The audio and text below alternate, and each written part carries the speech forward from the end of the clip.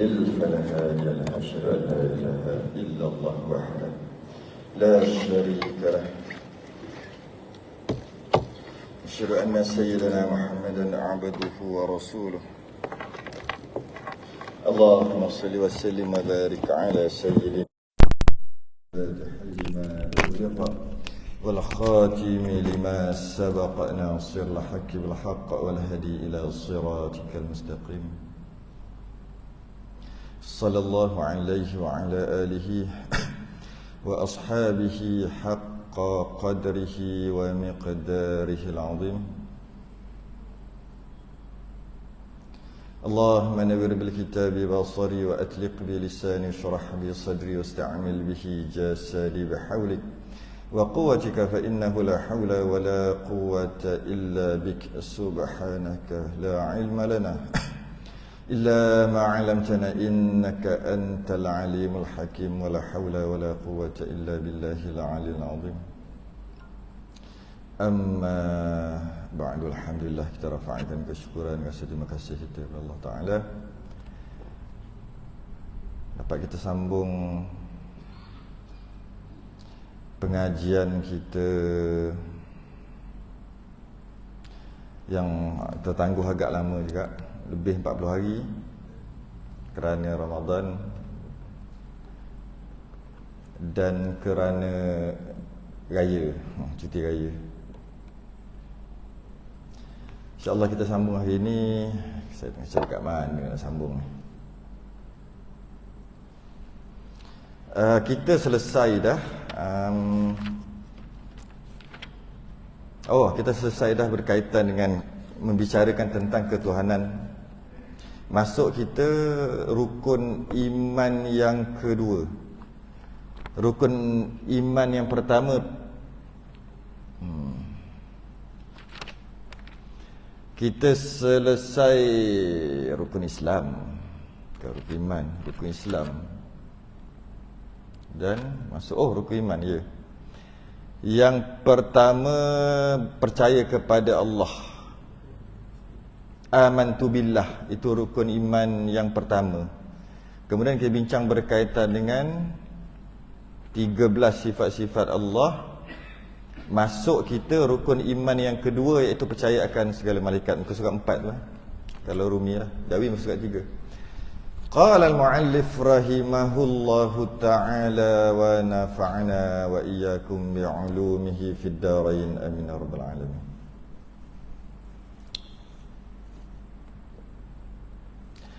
Kedua, sebenarnya kita bincang pertama tu agak panjang kan? Agak panjang. Kedua, kita masuk yang kedua. Percaya kepada segala malaikah, segala malaikat. Yang mana percaya kepada segala malaikat ni adalah rukun iman. Mesti percaya. Kalau tak percaya, kita boleh tengok ujung sekali. Muka surat 6 tu ujung sekali, jadi kafir ia. Muka surat 6 tu, bawa yang atas tu. Itu dia punya kesimpulan. Jika tak percaya kepada malaikat, jadi kafir ia. Kalau tak percaya pada Allah, samalah. Kufurlah ia. Tak percaya pada malaikat pun sama. Mari kita tengok. Qala al-mu'allif rahimahullah ta'ala, kata pengarang, yang kedua, rukun iman yang kedua setelah percaya Allah, percaya kepada segala malaikat. Kita kena percaya. Artinya menyungguh dengan hati. Menyungguh. Dia bukan percaya macam mana kita percaya pada Allah, begitu juga kita percaya kepada malaikat. Dan percaya itu sungguh, menyungguh dengan hati. Sebab ada orang percaya, tak sungguh tu. Sungguh, ada sungguh.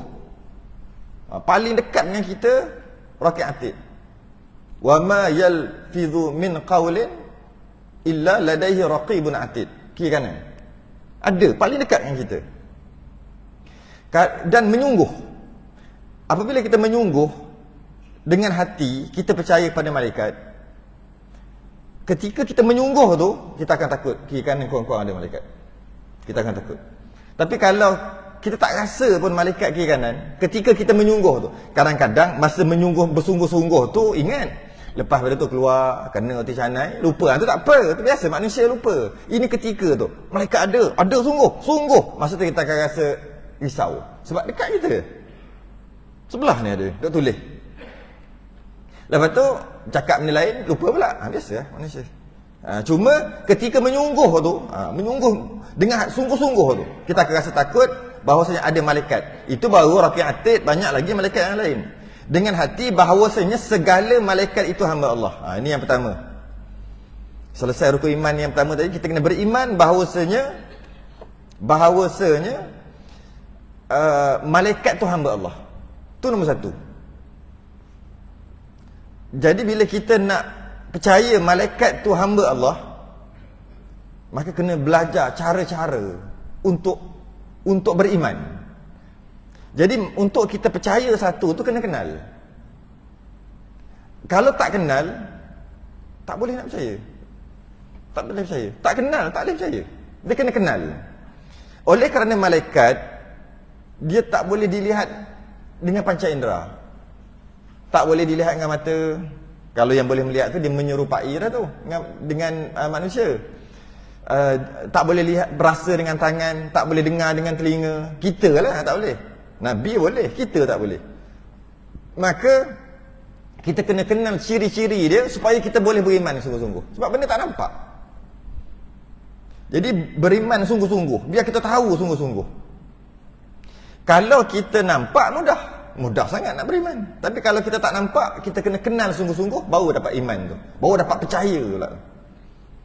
Dan bila disebut situ malaikat tu hamba Allah, kita dapat tahu satu perkara lagi. Kita kena i'tiqad betul-betul, walaupun malaikat ni ada keistimewaan, tapi dia tetap hamba. Bila sebut hamba, dia adalah makhluk. Itu nombor satu. Jangan bertukar sebab hebatnya malaikat ni, kata dia Tuhan pula. Tu tak nak tu. Jadi sebab tu dia potong awal-awal bahawasanya malaikat itu hamba Allah kan. Mereka itu bukan mereka itu perempuan dan bukan mereka itu lelaki. Bukan perempuan, bukan lelaki. Itu malaikat. Dah kenal satu ciri lah. Tapi kita kena ingat satu benda lagi. Kalau manusia, kita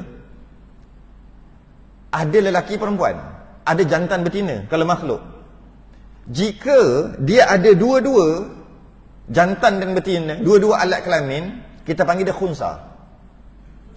Dan kalau dia tak ada dua-dua, kita ni makhluk, tak ada dua-dua pun panggil khunsa juga. Pertama ada dua-dua, lembu ada dua alat kelamin, panggil lembu khunsa. Manusia panggil manusia khunsa. Bukan pondan Bukan pondan yang asalnya laki nak jadi perempuan. Itu bukan. Dia panggil itu mukhannas. Itu bukan. Kita panggilnya khunsa. Jadi jika ada dua alat kelamin, dia panggil khunsa. Jika tak ada dua-dua, khunsa. Mana tahu orang baby dilahirkan tak ada dua-dua. Maka, dan ianya berlaku sekarang, maka kita panggil dia khunsa. Khunsa ada hukum khusus. Dari segi auratnya, faraidnya, dia ada khusus. Dia lelaki pun tak boleh nak cakap, perempuan pun tak boleh nak cakap. Dia dua-dua.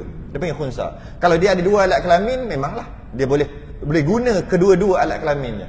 Dia boleh buang air kecil ikut lelaki, malamnya dia buang air kecil ikut orang perempuan. Kemudian ikut lah, sampaikan dia sendiri pun tak tahu. Dia panggil khunsa muskil. Khunsa bila ada dua. Kadang-kadang tak ada dua-dua, doktor terpaksa tebuk. Biasanya kalau tak ada tu, sekali dengan dubur-dubur semua tak ada, kita panggil kecacatan lah. Maka doktor terpaksa tebuk. Dia tak ada dua-dua, maka dia panggil khunsa juga. Itu makhluk. Sama ada kita manusia ataupun mungkin binatang, kita panggil khunsa apabila ada dua-dua ataupun tak ada dua-dua. Tapi jenis kita ni jenis ada dua, iaitu lelaki atau perempuan. Sebab tu kita panggil khunsa bila ada dua-dua ataupun tak ada dua-dua. Sebab kita ni jenis yang ada satu lelaki, satu lagi perempuan. Berbeza dengan malaikat. Anak kita malaikat. Malaikat dia bukan jenis ada lelaki perempuan. Maka bila dia tak ada dua-dua, tak boleh panggil khunsa. Tu je. Kalau kita mengaji fiqh nanti, masuk bab fiqh nanti, dia akan bincang berkaitan dengan khunsa. Bila kata khunsa adalah ada dua alat kelamin atau tidak ada kedua-duanya, kita tengok, malaikat tak ada dua-dua. Maknanya malaikat khunsa, takut salah faham tu. Tidak. Yang kata khunsa, jenis dia ada lelaki dan perempuan, tapi dia special, ada dua-dua ataupun tak ada dua-dua, baru panggil khunsa. Kalau jenis dia memang tak ada lelaki dan perempuan, maka tak panggil khunsa sebab dia tak ada dua-dua. Okay. Bukan mereka itu perempuan dan bukan mereka itu lelaki. Lelaki pun bukan, perempuan pun bukan, jantan pun bukan, betina pun bukan.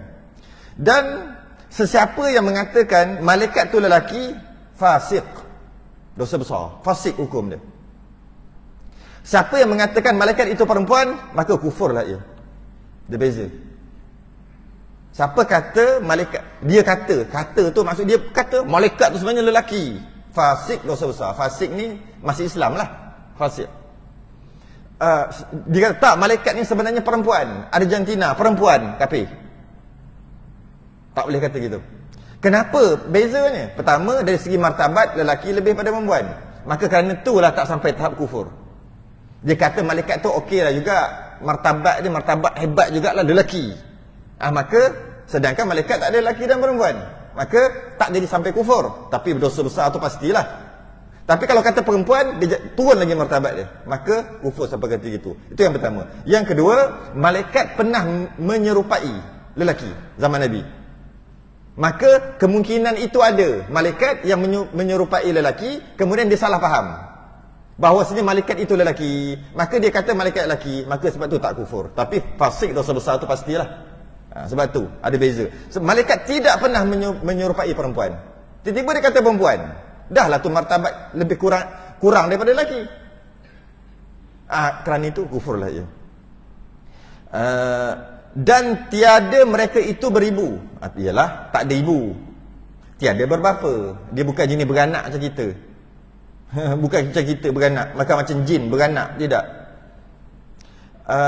Dan tiada mereka itu beristeri, tak kahwin. Bila beristeri, tiada mereka itu beristeri, tidak jugalah berlaki, sebab dah tak ada laki perempuan. Dan beranak, pastinya lah tak beranak. Dah tak ada laki perempuan, nak beranak ke mana? Dan tiada mereka itu tidur. Ini kelebihan, ciri-ciri malaikat. Tak tidur, tak mengantuk, tak tidur. Dan tiada mereka itu bersyahwat. Yalah, dah tak ada jantan betina, laki perempuan, tak adalah syahwat.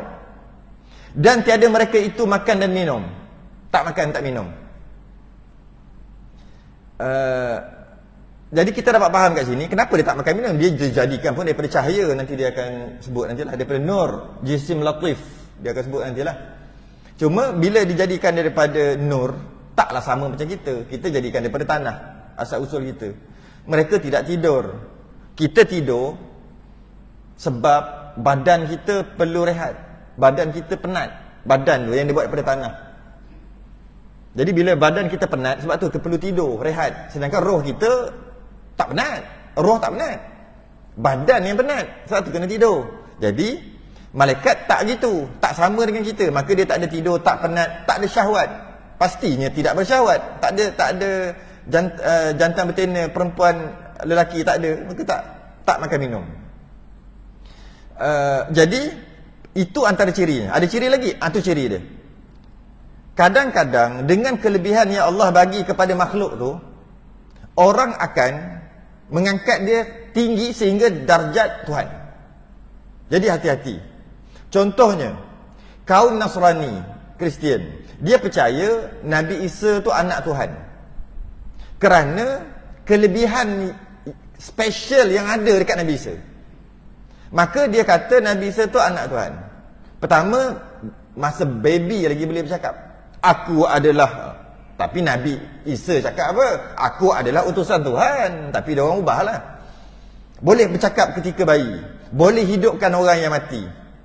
Malah boleh hidupkan orang yang mati tu, orang yang mati semalam mati, hari ni dihidupkan, boleh. Malah lebih lama daripada tu, anak Nabi Nuh pun dia boleh hidupkan. Bila ada masa kita cerita kisah tu nanti. Nabi Isa hidupkan anak Nabi Nuh. Anak Nabi Nuh yang naik bahtera tu, yang 83 orang je naik bahtera Nuh tu, yang lain semua habis banjir besar. Dihidupkan balik anak Nabi Nuh yang naik bahtera tu. Siapa? Nabi Isa. Hebat, hebat. Mula-mula dihidupkan orang yang mati semalam. Semalam mati, hari ni Nabi Isa hidupkan. Sebagai mukjizat, tanda dia tu pesuruh Allah lah. Ada mukjizat. Orang tak percaya, itu baru semalam. Tentang Tantah tak berapa nak mati kot. Ini kalau kau betul kau hidup zaman Nabi Nuh. Cuba bayangkan, Nabi Isa lah kali lepas Nabi Isa Nabi kita. Nabi Nuh, Adam, Idris, Nuh. Rasul yang ketiga. Jarak baru 1000 tahun. Kalau betul kau hidup kan. Nabi Isa hidup kan. Bila-bila ada masa kita cerita bab tu nanti. Maka istimewanya dia yang Allah bagi kat dia, orang angkat sampai jadi Tuhan. Boleh buat burung daripada tanah. Buat burung tanah tadi hidup burung tu. Boleh menyembuhkan penyakit kusta dan sebagainya. Atas keistimewaan itu orang anggap Tuhan. Macam tu juga kaum Yahudi mempercayai Nabi Uzair adalah anak Tuhan. Yang dah mati beratus tahun hidup balik Nabi Uzair. Uzair. Orang Yahudi. Kerana keistimewaan yang dia boleh hidup balik tu, orang Yahudi menganggap dia anak Tuhan. Begitu juga kafir Quraisy menganggap malaikat adalah anak perempuan Tuhan. Atas keistimewaan malaikat tu. Malaikat special banyak. Specialnya malaikat ni keistimewaan, maka diangkat sehingga menjadi anak Tuhan. Malah kalau kita tengok zaman sekarang Yahudi Nasara bila dia buat cerita-cerita, kalau ada kena-mengena dengan malaikat, angels, banyak malaikat aja mesti perempuan. Dia akan buat gitu. Berupa perempuan. Pari-pari lah. Itu Indonesia apa ada tu? Cuba tanya pari-pari tu apa? Malaikat tu dia kata. Pari-pari tu kan perempuan. Ada pari-pari lelaki? Tak tahu lah. Kerana keistimewaan yang ada hingga dia angkat sehingga jadi anak Tuhan. Maka sedarlah bahawasanya walaupun istimewa, tidak ada, tak beribu, tak berbapa, tidak beristeri, tidak beranak dan segala, tak tidur, tak bersyahwat semua, dia tetap hamba Allah ataupun dia tetap makhluk yang Allah cipta. Itu nombor satu. Itu pegang sungguh-sungguh. Dan tiada mereka itu berbuat derhaka kepada Allah. La ya'sunallaha ma amarahum wa yaf'aluna ma yu'marun. Surah Tahrim, At-Tahrim. La ya'sunallah, tak buat maksiat pada Allah. Wa yaf'aluna ma yu'marun, dia hanya buat apa yang Allah perintah saja. Malaikat ni, maka dia tak pernah derhaka. Tak pernah derhaka pada Allah. Itu kena pegang. Bila kita dah pegang tadi, dah pegang malaikatnya begitu, apabila ada datang kisah, cerita, khabar, isu yang melanggar ciri-ciri tadi tu, maka kita tak boleh terima. Walaupun cerita tu dibawa kadang-kadang, istilah dipanggil kisah Israiliyat. Kadang-kadang datang. Saya ambil satu contoh. Saya sempat cari satu contoh tadi. Malah kisah ini diambil daripada dalam Quran. Dalam Quran menceritakan tentang ada dua malaikat. Seorang nama Harut, seorang nama Marut. Dekat satu negeri nama Babel. Kalau sekarang nama Babylon. Dalam Quran cerita, tapi Quran cerita gitu, dia boleh salah faham. Mari kita tengok. Wattaba'u ma tatlu syayatin ala mulki Sulaiman. Dan mereka mengikut apa yang dibaca oleh syaitan-syaitan pada masa kerajaan Sulaiman. Wa ma kafara Sulaiman walakinna syayatin kafaru yu'allimuna an-nasa as-sihr. Wa ma unzila 'alal malakaini bi Babila Harut wa Marut wa ma yu'allimani min ahadin hatta yaqula innama nahnu fitnah fala takfur. Mereka mengikut apa yang dibaca oleh syaitan-syaitan pada masa kerajaan Sulaiman, Nabi Sulaiman. Dan mereka mengatakan Nabi Sulaiman itu buat sihir. Padahal Sulaiman tidak mengerjakan sihir. Hanyalah syaitan-syaitanlah yang mengerjakan sihir. Mereka mengajarkan sihir kepada manusia dan apa yang diturunkan kepada dua orang malaikat di negeri Babel, iaitu Harut dan Marut. Maka macam-macam kisah datang daripada kisah ni. Asalnya dia tu dua orang malaikat. Kemudian dia teringin macam nak jadi manusia. Macam dia kata, senang dia jadi manusia. Sedangkan kita tahu malaikat dia mana ada nafsu. Maka dia tak ada masalah lah dari segi mana ada godaan-godaan. Dah biasa je. Ini kisah Israiliyat ni. Biasa je. Akhir sekali dia turun jadi manusia. Akhir sekali berzina dan sebagainya. Menyebabkan dia mengajar sihir, berzina, akhir sekali menyebabkan suami isteri pun porak beranda. Kisah-kisah tu daripada Israiliyat. Kalau macam tu, maknanya buat dosa dah malaikat tu. Maka kita tolak kisah tu. Habis dalam Quran ada kisah ni, maksudnya mungkin aku tak jumpa. Carilah kisah-kisah daripada tafsir-tafsir yang mutabak. Kita cari, cuma cerita ni salah. Sebab dia kata malaikat buat dosa, malaikat telah berzina. Kalau ada cerita tu. Malah kalau kita tengok, kalau orang tahu sikit lah, yang ada pengetahuan sikit tentang pengetahuan pengetahuan istilah dia panggil fallen angels. Tu ada orang kafir. Maknanya ada malaikat dia berpaling tadah, macam tu lebih kurang. Akhir sekali malaikat jadi jahat. Istilah dia panggil fallen angels. Boleh cari tu kisah tu. Tapi mereka punya kisah lah, salah kisah tu. Mana boleh malaikat la ya'sunallaha ma amarahum wa yaf'aluna ma yu'marun. Habis kisah tadi macam mana?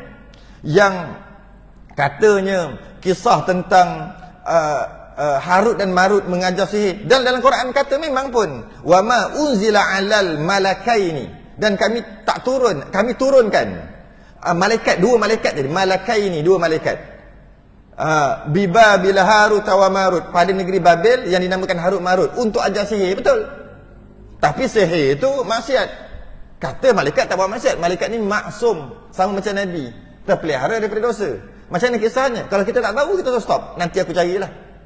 Tapi bukan maksud malaikat buat maksiat. Itu nombor satu. Itu cara kita. Sebab kita dah ada guideline lah. Kita dah ada sempadan, tangan langgar. Habis tu apa ni? Ayat Quran ni, hadis ni, cerita ni. Tak tahu stop kat situ. Berlambak benda yang kita tak tahu, elok aje. Cerita-cerita tengok Quran apa? Tak tahu lah, biar aje. Bukannya wajib tahu pun. Cuma yang wajibnya jangan langgar sempadan. Jangan langgar sempadan. Kisahnya berkaitan dengan kerajaan Nabi Sulaiman. Ketika kerajaan Nabi Sulaiman berdoa pada Allah untuk dapat satu pemerintahan, satu kuasa yang tak diberi kepada orang lain. Bila sebut orang lain, rasul-rasul lain. Nabi Sulaiman minta, yang tak diberi pada yang lain, aku nak yang itu ya Allah. Maka Allah bagi. Sebab tu dia dapat kontrol kerajaan langit. Langit tu maksud langit ni atas, laut, darat, angin, semua dapat kontrol. Jin, semua dia dapat kontrol. Sebab dia minta doa pada Allah untuk dapat satu pemerintahan yang tak diberi kepada Rasul sebelum. Maka Allah bagi. Ada satu kisah, Nabi pernah tangkap seorang ke seekor, dia panggil jin. Tangkap seekor jin lah, seekor jin dalam masjid, dia kacau orang. Nabi tangkap, Nabi ikat kat tiang. Pada tu tak ada orang lagi masa tu. Kemudian Nabi tunggu subuh, sebab nak tunjuk kat para sahabat.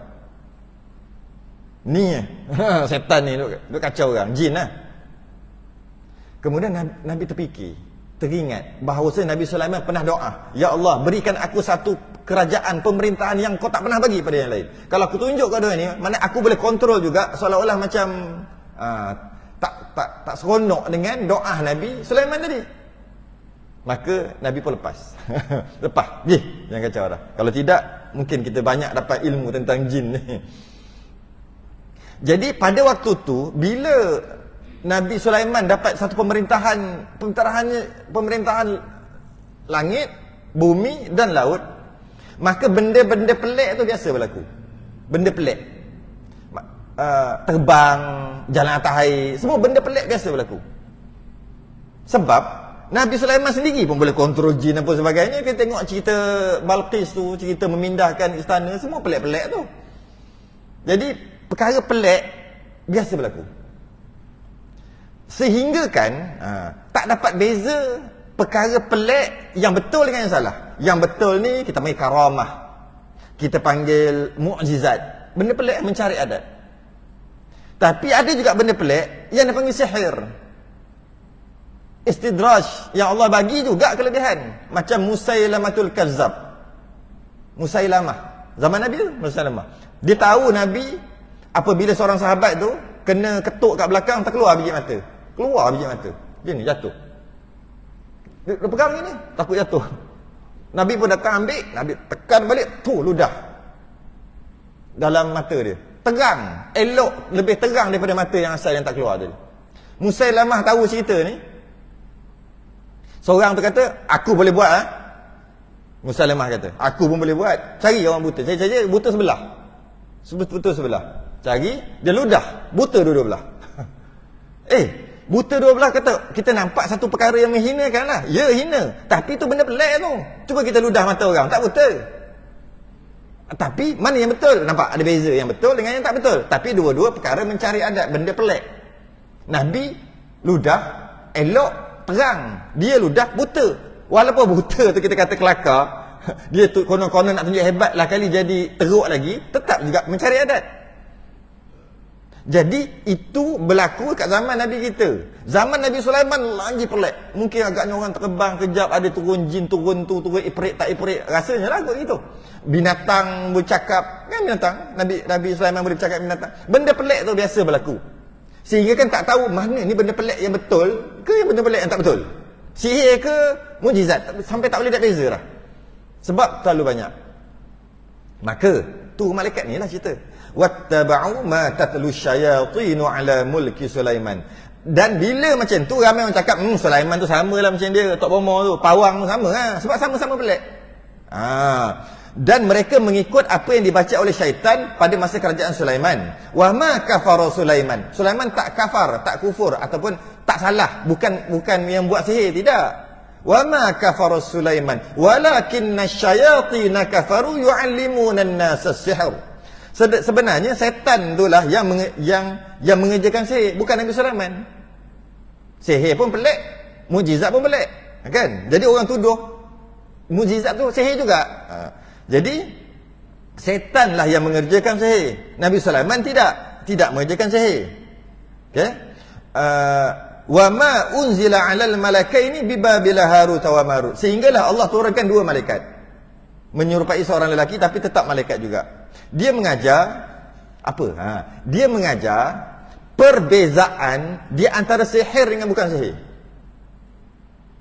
Tapi mengajar sihir lah, memang mengajar sihir. Ini adalah rukun dan syarat sah sihir. Saya reka tu.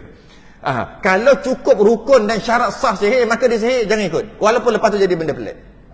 Banyaklah. Biasanya nak buat sihir ni, dia perlu melakukan perkara yang melanggar syariat. Bunuh bayi, minum darah, benda-benda yang itulah.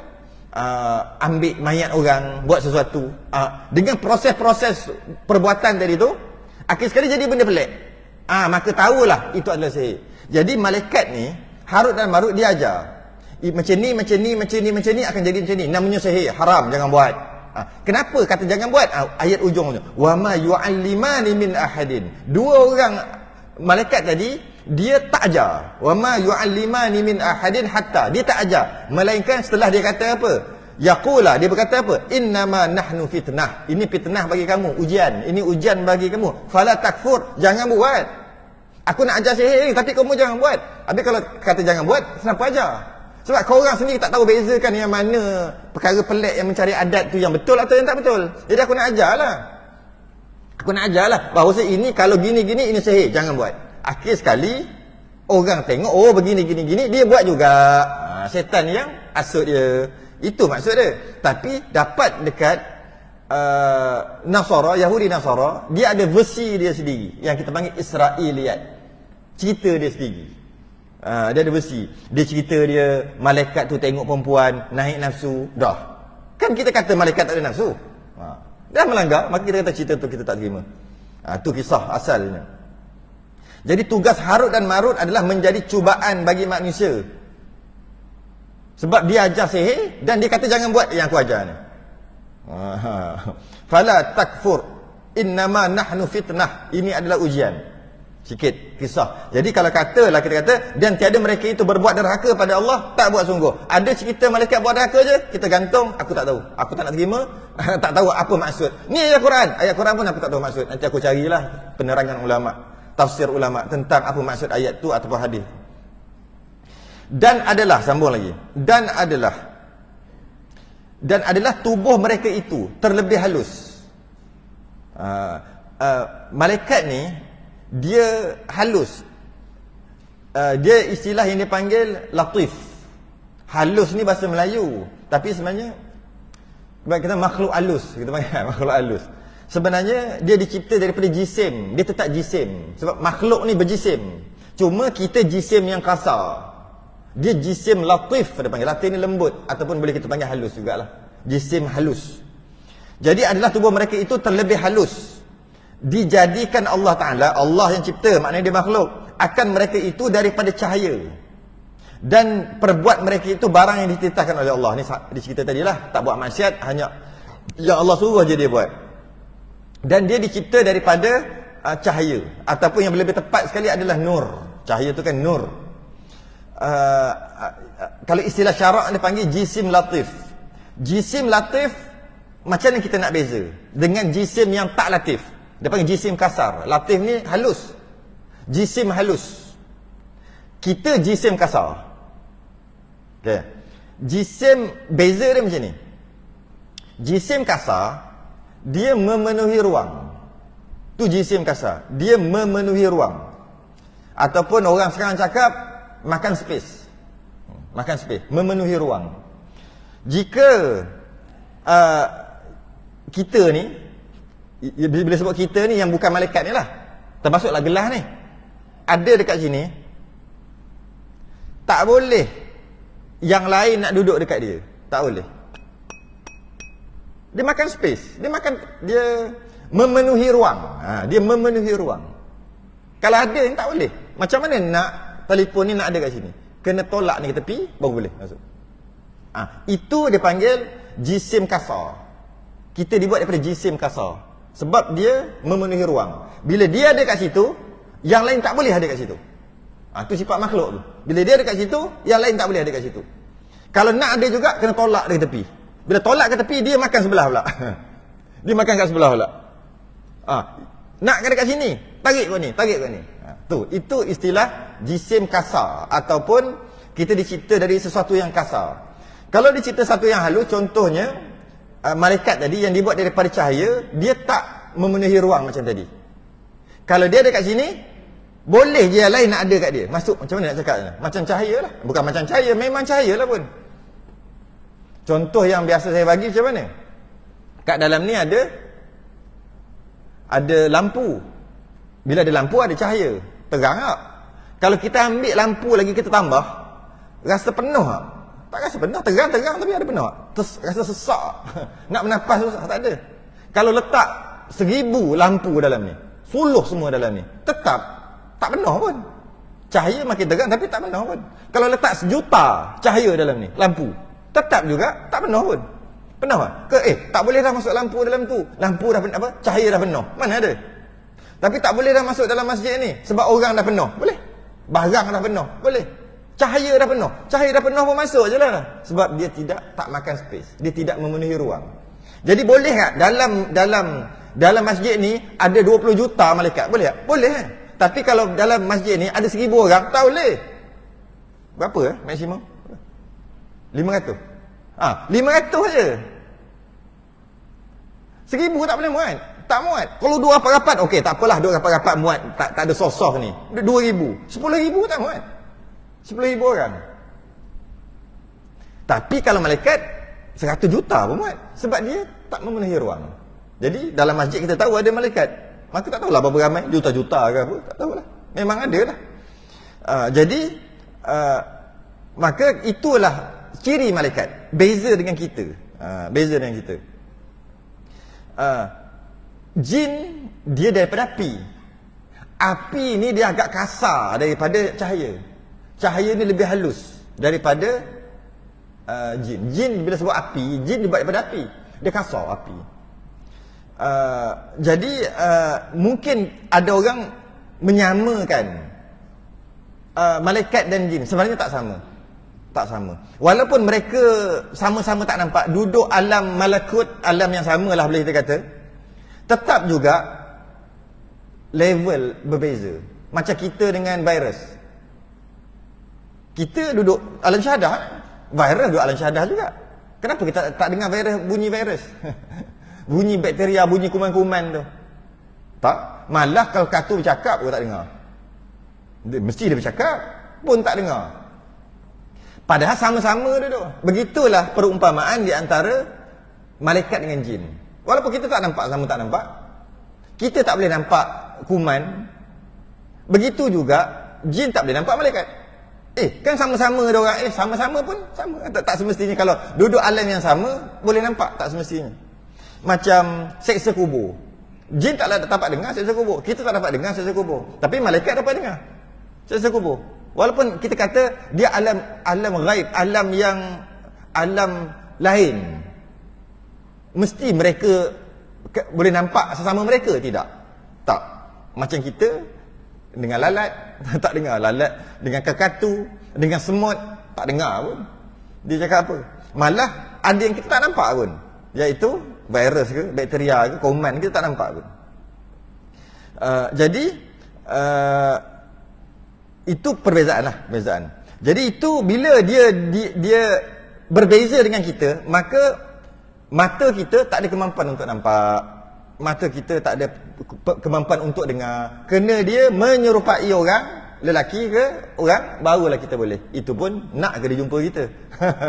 Malaikat maut nak lah kot jumpa kita. Jadi kita tak dapat. Macam mana pun warid datang daripada kisah ataupun peristiwa-peristiwa, riwayat-riwayat, ada keadaan yang Allah bagi keupayaan kepada binatang untuk melihat malaikat. Antaranya ayam jantan. Ayam jantan berkokok kerana melihat malaikat naik. Kan malaikat dia akan naik, dia ada malaikat waktu pertukaran dia, shift dia, ada harian, ada mingguan, ada bulanan, ada tahunan. Malaikat naik. Yang kita panggil nisfu Syaban tu, itu tahunan malaikat naik. Ada mingguan, Isnin, Khamis. Ada harian setiap kali subuh. Subuh dengan maghrib, time tu dia tukar shift malaikat. Ketika malaikat tu naik dan malaikat turun, tukar shift tadi, ayam jantan boleh nampak. Bila dia nampak, dia berzikir dengan cara berkokok. Dulu sebab tu kalau kita dulu kokok aja, ni nak waktu dah masuk dah ni, atau waktu nak masuk dah bila dia berkokok. Cuma ayam, saya perhati ayam jantan sekarang pening lah. Pukul 5 petang pun dia kokok. Ayam jantan tak tahulah sekarang macam mana. Ayam sekarang tak boleh percaya dah. Ayam pun tak boleh percaya. Dia kokok pukul 5 petang. Dulu boleh percaya. Tahun 80-an, zaman-zaman saya kecil-kecil 80-an. Memang boleh percaya. Kalau dengar ayam tu dah tahulah lagi berapa minit. Kalau celak mata dengar ayam kokok tu, ayam yang samalah yang kita dah kenal ayam tu. Kita dah kenal ayam, kita pega ayam tu. Celak mata, kena cepat, tak sempat. Memang tak payah tengok jam. Tapi sekarang tak boleh. Pening. Ayam pun dah pening. Orang lagi lah pening. Macam tu juga ada riwayat mengatakan anjing nampak syaitan dia menyalak. Anjing nampak syaitan dia menyalak. Jadi ada keupayaan jugalah binatang-binatang untuk tengok. Ada binatang boleh dengar seksa kubur dan sebagainya. Tapi kita tak dapat. Cuma jin dengan kita sama level, sama dari segi taklif, iaitu wajib beriman, wajib mengaji tauhid, wajib belajar fiqh, wajib belajar tasawuf, wajib patuh perintah Allah, meninggalkan larangan Allah. Ada yang kufur, ada yang maksiat, ada yang beriman. Jin dengan kita. Tapi malaikat tak. Malaikat semuanya beriman. Malaikat semuanya buat apa yang Allah suruh. Adalah mereka itu atas rupa berlain-lainan, atas pekerjaan yang berlain-lainan. Rupa dia tak sama macam kita lah, tak sama. Tak sama, rupa berlain-lainan atas pekerjaan yang berlain-lainan. Bergantung pada pekerjaan dia. Kalau pekerjaan tu maksud yang Allah suruh dia buat tu lah. Allah tugaskan dia buat apa-apa. Kalau benda tu besar, dia perlukan sayap 600 sayap, 600 lah. Dia perlukan ribu-ribu lah. Dia perlukan, jadi maknanya bentuk dia bergantung kepada apa yang Allah, pekerjaan yang Allah suruh kat dia lah. Apakah pekerjaan dia? Apakah pekerjaan malaikat? Banyak. Cuma dia bagi beberapa perkara. Yang pertama, ditentukan setengah mereka itu, setengah daripada malaikat itu. Sebelum tu sekejap, malaikat Allah cipta terbagi kepada dua. Yang pertama malaikat kerja ibadah aja. Yang kedua malaikat yang buat kerja. Dua. Malaikat terbagi pada dua kelompok. Satu kerja buat ibadah, dia tak buat kerja, buat ibadah aja. Sembahyang aja, kan? Satu lagi Dia dicipta untuk buat kerja, cabut nyawa ke, turunkan hujan dan semualah. Okey, jaga lubang hidung kita, ada malaikat ni jaga lubang hidung. Jaga azan. Okey. Jadi kita tengok lepas pada ni, apakah tugas-tugas apa malaikat buat? Apa yang malaikat buat? Tugas-tugas malaikat selepas azan.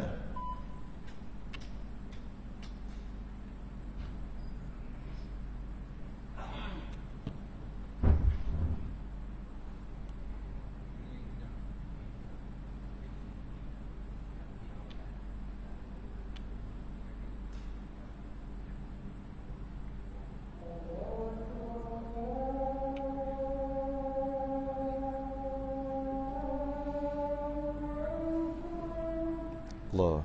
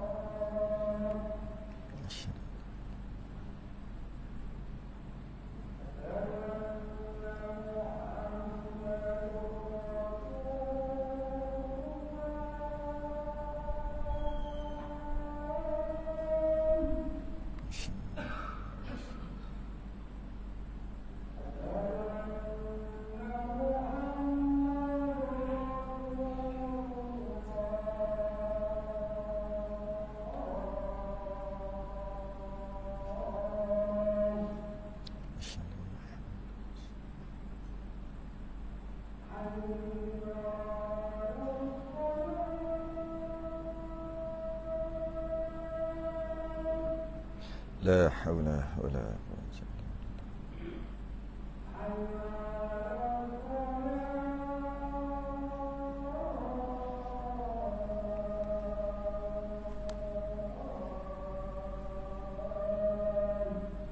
La haula.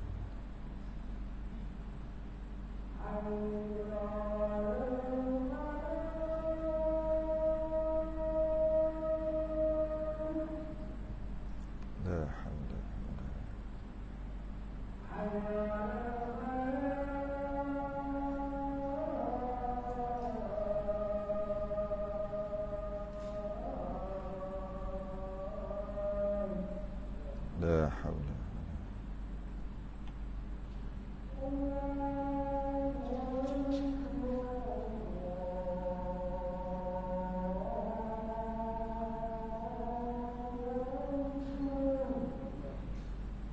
الله.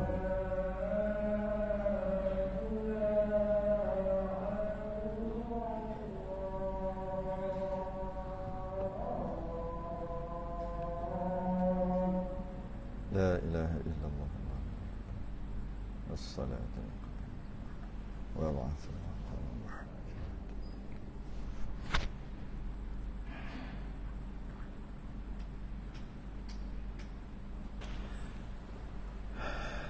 Baik.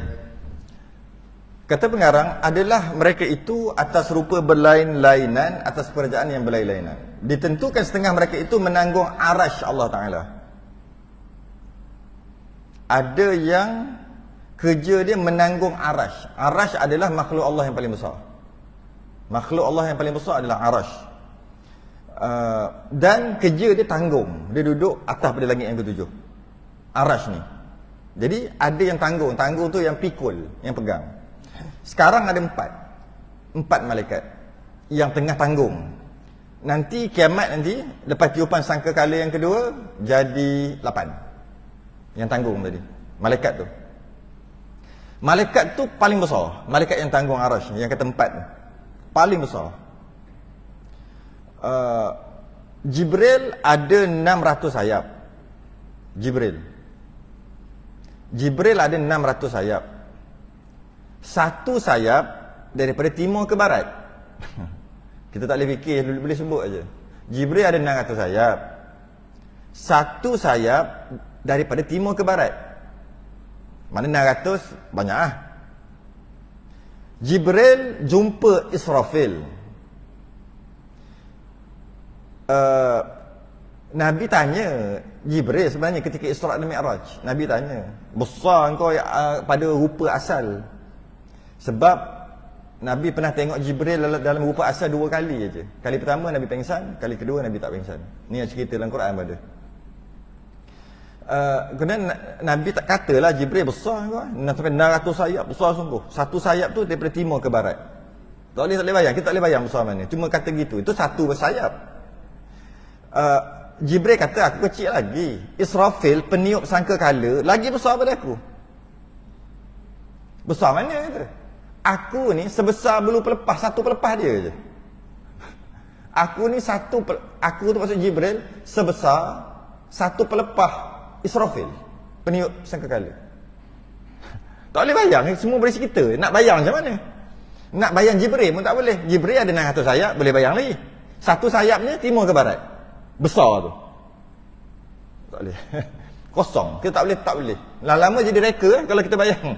Tak boleh, cuma boleh bagi tahu besar sungguh. Israfil pula satu pelepah Israfil, satu bulu sayap Israfil, satu pelepah dia, satu tu sebesar Jibril. Ui, besarnya peniup sangkakala. Kata Jibril, tak, ada lagi besar. Apa lagi besar? Penanggung arasy itu lah ni. Malaikat menanggung arasy. Dia kata besar dia. Perjalanan dia antara telinga malaikat penanggung arasy telinga sehingga ke bahu, ada kata 70 tahun perjalanan. Ada yang kata 700 tahun perjalanan. Ni saja. Sebab tanggung kan gini. Ni saja. Lagi tak boleh bayang. Ni sini. Besar. Okey. Dan setengah mereka itu mengawali syurga dan neraka. Seorang nama Ridwan, seorang nama Malik. Cuma itu mereka yang mengawali ataupun jaga pintu lah, penjaga syurga, penjaga neraka. Ada malaikat. Dan setengah mereka itu rukuk. Yang ini yang tadi ada kerja. 2 dia bagi contoh, 2, 3 je ada kerja. Padahal banyak lagi yang ada kerja. Dia bagi contoh 2 je. Yang ni dia bagi contoh yang tak ada kerja.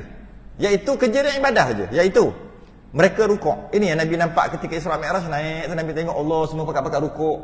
Macam ni je, kan? Nabi kata bagusnya ibadah mereka tu. Jibril, berapa lama dah mereka duduk gini? Jibril kata sejak dia bukan kata kelahiran, sebab malaikat ni bukan lahir. Sejak kewujudan aku dah gitu dah. Dah macam ni dah. Aku tak tahu berapa lama. Tapi berapa lama dah dia ada. Tapi sejak aku ni ingat aku ni wujud, macam ni dah. Tak boleh kata lama. Kemudian naik lagi langit seterusnya. Dan setengah mereka itu sujud akan dia. Sujud je kita sujud. Nabi tengok Allah. Bagusnya ibadah mereka buat ni. Berapa lama mereka sujud? Macam tu juga Jibril cakap. Seingat aku mereka macam tu dah. Tak tahulah berapa lama. Sampai bila? Sampai kiamat. Itu yang Nabi bagi salam tu. Nabi teringin pula nak bagi salam. Nabi bagi assalamualaikum. Semua yang sujud tadi bangun. Waalaikumsalam ya Nabi Allah. Dijawab. Lepas tu dia sujud balik. Daripada dia bangun dan sujud balik tu jadi syariat pada kita. Sembahyang sujud 2 kali. Yang duduk tu dia panggil duduk di antara 2 sujud. Ini cerita kisah Isra' Mi'raj ada kisah ni. Sebab tu kita sujud 2 kali, rukuk sekali. Sebab Nabi bagi salam, malaikat sujud, maka peristiwa itu menjadi syariat untuk kita sembahyang sujud 2 kali. Dan setengah mereka mengucapkan tasbih. Tasbih je, subhanallah ke, tasbih. Tak buat kerja lain. Samalah juga, sejak bila tak tahu nak cakap. Dan setengah mereka tahlil. Allahu akbar. Tahlil la ilaha illallah, la ilaha illallah. Setengah mereka mengucapkan takbir, Allahu akbar. Setengah mereka mengucapkan istighfar, astaghfirullahalazim dan barang sebagainya. Maknanya macam-macam lah zikir-zikir. Yang itu aja kerja dia. Tak ada buat benda lain lah. Jadi Allah ciptakan dia untuk berzikir. Dan ada Allah cipta malaikat untuk buat kerja. Dan adalah malaikat itu terlalu banyak. Hingga penuhlah 7 petala langit daripada kebanyakan mereka itu. Tiada siapa yang mengetahui banyaknya melainkan Allah Ta'ala. Kita wajib beriman semua malaikat. Aku beriman dengan semua malaikat. Ramai mana yang Allah cipta, semua aku beriman. Kena beriman gitu. Banyak mana pun, walaupun tak tahu banyak mana pun, aku beriman semuanya secara ijmal. Aku beriman. Dan banyaknya untuk menggambarkan banyak, tapi bukan mestinya banyak tu. Untuk menggambarkan banyaknya malaikat, dia begini. Satu manusia 9 jin 90 malaikat. Satu manusia 9 jin 90 malaikat. Itu bukan suruh kira nisbah, nak bagi tahu banyak dari segi tu. Jin lagi banyak. Kita manusia 1. Nisbah dia jin 9. Malaikat 90. Itu nak menunjukkan ramai malaikat aja. Jangan kira pula oh manusia ada berapa. Oh maknanya malaikat ada 9 kan. Nak bagi tahu nisbah ramainya. Dan kita wajib beriman dengan semua malaikat yang Allah cipta. Dan ada 10 yang wajib beriman secara detail, secara satu persatu. Beriman pada malaikat, beriman. Ramai mana beriman malaikat? Berapa ribu, berapa juta, berapa banyak pun yang Allah cipta, semua aku beriman. Itu wajib tu. Okey, pertama.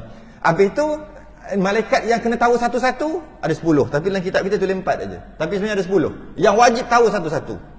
Dan pilihan yang dia bagi tahu ni penghulu ataupun ketua malaikat. Yang wajib beriman ada 10. Yang wajib beriman satu persatu.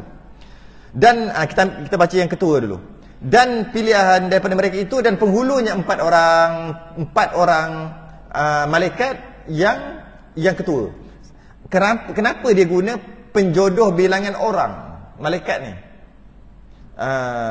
Kerana tak ada penjodoh bilangan. Tak ada. Kita sebiji cawan, segelas air. Tu dia punya penjodoh bilangan. Seorang manusia, seekor kucing, kan? Itulah sebuah sebiji. Tapi malaikat nak kata apa? Nak kata seekor, turun martabat dia. Nak kata sebiji, macam benda pula. Apa yang paling tinggi? Orang lah kan, paling tinggi martabat. Maka kita nisbah seorang. Tapi dia bukan orang. Yang kata 4 orang tu, maknanya malaikat pun orang juga. Bukan. Dia tak ada guna. Habis 4 malaikat. Macam tu je. 4 malaikat. 4 apa? 4 malaikat. 4 orang. 4 orang. Baru kena 4 orang malaikat. Tapi bukan orang. Jangan kata orang pula. Yang pertama Jibril. Il tu adalah hamba. Nama dia Jibr. Il tu Mikail, Israfil, Ismail. Ada malaikat nama Ismail, ada juga. Nabi Ismail pun ada. Malaikat penjaga pintu langit pertama nama Ismail. Nama dia sebenarnya Ism. Il tu hamba. Jadi Jibrail, nama dia Jibr. Jibr. Il tu apa? Hamba. Jadi pekerjaannya menyampaikan wahyu, Jibrail. Sampaikan wahyu. Sekarang ni dia tak menyampaikan wahyu lah. Dah tak ada nabi lah. Mungkin Nabi Isa turun nanti dia sampaikan balik, boleh jadi. Okey. Tapi tak sampai. Habis tu apa kerja dia? Ada kerja lain. Antara lain dia memberi ilham yang baik-baik. Bagi rasa nak bertaubat tu antara kerja dia sekarang bagi ilham yang baik-baik. Macam kita terasa nak semayang terasa nak bertaubat lah. Jibril lah hantar ilham dia panggil. Dia wahyu dia tertinggi. Ilham ni dia punya bawah-bawah dia. Gerak hati. Tu kerja Jibril. Dan dia juga turun pada malam Al-Qadar. Tanazzalul malaikatu war-ruh. Ruh tu lah Jibril. Dia adalah beberapa pekerjaan yang lain. Dan Mikail, iaitu pekerjaannya menentukan hujan dan rezeki bagi segala hamba. Mikail. Tu kerja dia. Itu ketua ni ketua. Yang ketiga Israfil meniup sangkakala. Dan yang keempat Israel, pekerjaannya mengambil nyawa segala yang bernyawa. 4 ketua. Cuma ada juga sebagian ulama mengatakan, contohnya Mikail menentukan hujan, rezeki dan sebagainya kan, dia yang kontrol, dia ketua. Dia bukan malaikat. Mikail, ada ulama kata gitu. Mikail ni bukan malaikat. Mikail ni dia macam pejabat, macam jabatan, department. Dalam tu ramai malaikat tu Mikail lah. Tapi adalah ketua dia. Kita panggil Mikail juga. Jadi kalau kata yang menurunkan hujan, ramai malaikat menurunkan hujan. Semua malaikat tu Mikail. Dia duduk mana tu? Itu jabatan Kementerian Mikail. Ada kata ulama kata gitu juga. Macam cabut nyawa. Bukan Israel. Bukan Israel itu satu, tidak. Banyak malaikat. Apa? Kul yatawaffakum malakul mautil ladzi wukila bikum. Malaikat maut. Yang cabut nyawa malaikat maut. Bukan Israel. Israel ni kita namakan di Israel. Yang cabut nyawa yang dalam Quran, kul yatawaffakum malakul mautil ladzi. Kul yatawaffakum malakul maut. Tu malaikat maut. Sebab tu malaikat maut tu yang cabut nyawa. Israel ni apa? Kementerian. Dalam kementerian, saya cuba reka. Dalam kementerian Israel ni ramai malaikat. Yang malaikat-malaikat tu semua Israel lah cabut nyawa. Bukan seorang je. Macam tu. Itu ada pendapat ulama gitu. Ada yang kata satu juga. Yang macam mana pun yang kata ramai sekalipun, dia ada ketua. Ketua dia ni juga. Gitulah. Macam tu juga yang lain-lain lah, kerja-kerja yang lain. Itu dari segi ketua. Tapi yang wajib kita iman satu persatu ada 10. Termasuk 4 ni lah. 4 ni wajib iman. Bila kita sebut Jibril, apa kerja dia? Wahyu. Lepas fardu ain lah. Tu fardu ain. Jibril, malaikat, apa kerja dia? Tak tahulah. Tak lepas fardu ain ni. Dia dosa lagi. Dia bukannya dia tak semestinya hafal satu-satu, tidak. Bila sebut je macam Rasul juga. Rasul 25 wajib beriman. Wajib tahu. Bila sebut Syuaib, Rasul. Zakaria, Rasul. Kena gitu. Karim, bukan. Macam tu lah. Cukup lah. Walau bukan mesti hafal Adam, Idris, Nuh, Saleh, siap menyanyi lagi. Tak semestinya hafal gitu. Tak hafal pun tak apa. Bila sebut, tahu itu Rasul. Macam tu juga malaikat. Tak wajib hafal satu-satu. Tapi kalau sebut, tahu itu malaikat dan tahu kerja dia. Kalau kata Mikail, tahu kerja dia. Menurunkan hujan, rezeki. Israfil, tiup sangkakala. Israel, cabut nyawa. Ataupun Israel ni boleh kita kata Malikul Maut. Boleh juga Malikul Maut, malaikat maut. Tu 4 dah. Apa lagi? Pencabut nyawa. Malik, yang tadi dah sebut kat atas tadi. Malik adalah penjaga pintu neraka. Ridwan, penjaga pintu syurga. Macam tu juga Raqib, penulis amal baik. Atid, penulis amal buruk. Ataupun Raqib, Atid tu sekali pun tak apa jugalah. Banyak sangat khilaf kat situ. Munkar, penyoal dalam kubur. Nakir, pengazab dalam kubur. Ataupun munkar nakir tu sekali lah, azab dan sekali. Jadi keseluruhan ada 10. Jadi Jibril, kita kena pegang Jibril, wahyu ataupun ilham. Tu kerja dia. Mikail, pengatur rezeki. Israel, tiup sangkakala. Israel, cabut nyawa. Malik, jaga neraka. Ridwan, jaga syurga. Raqib, Atid, tulis amal baik, amal buruk. Munkar nakir, azab dan penyoal. 10 wajib. Tak tahu 10 tadi kerja dia, tak selesai fardu ain, berdosa. Syahdan. Kau apa dah? Dah start dah. Syahdan, bahawa kasih akan malaikat itu daripada syarat iman. Mesti kasih. Sebab tu kena kenal. Kalau tak kenal maka tak cinta. Macam mana kita nak kasih malaikat kalau kita tak peduli kat dia? Padahal bahawa kasih akan malaikat itu daripada syarat iman. Kalau kita beriman pada Allah dan Rasul, kita beriman pada malaikat, maka kita kena kasih dekat malaikat. Nak kasih, kata orang Melayu ni peribahasa kan, tak kenal maka tak cinta. Maka kena kenal. Kita dah kenal lah, maka cintalah. Itu syarat iman. Maka barang siapa berseteru atau benci atau menghinakan atau menyumpah akan sekalian mereka itu malaikat, atau salah satu daripada mereka itu malaikat, jawapan dia atau katanya tiada ada sekali malaikat itu. Malaikat tak ada dah. Mana malaikat? Mana? Tunjuk. Oh, sedap kata benda tak ada, sedap bercakap. Mana malaikat? Dia kata gitu. Dia kata ni, tak ada sekali malaikat itu. Ataupun tidak aku percaya akan mereka itu. Tu, tidak aku percaya akan mereka itu. Tak percaya lah malaikat. Mana? Seorang pun tak pernah tengok malaikat. Tunjuk satu malaikat tengok. Dak kata. Apa jadi kalau orang cakap macam ni? Ni. Maka jadi kafir ia. Yalah. Beriman pada Allah, beriman pada malaikat kan? Rukun iman kan? Tak beriman pada malaikat. Kufur. Wa man yakfur billahi wa malaikatihi wa kutubihi wa rusulihi wal yaumil akhir faqad dhalla dhalalan ba'ida. Siapa yang kufur kepada Allah, tak percaya pada Allah, tak percaya pada malaikat, tak percaya pada kitab, tak percaya pada rasul, tak percaya pada hari kemudian, maka sesungguhnya dia telah sesat-sesatnya. Sesat. Jadi kita dah kenal malaikat tu, sebut sedikit fardu ainnya, dan maka kita kena kasih kat malaikat. Kena kasih kat malaikat dan kena letak dekat hati kita, malaikat tak buat salah. Yang macam tadi tu lah.